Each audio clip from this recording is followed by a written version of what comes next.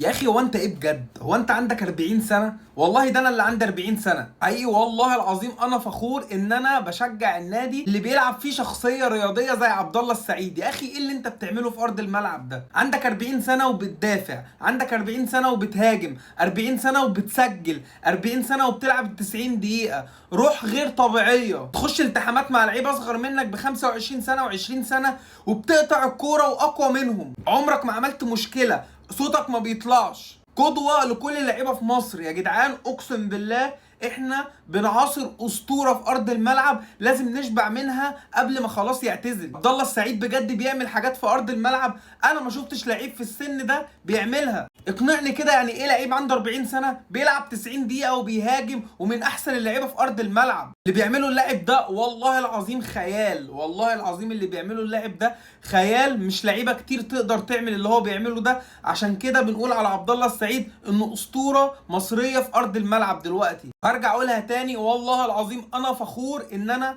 بشجع النادي اللي انت بتلعب فيه.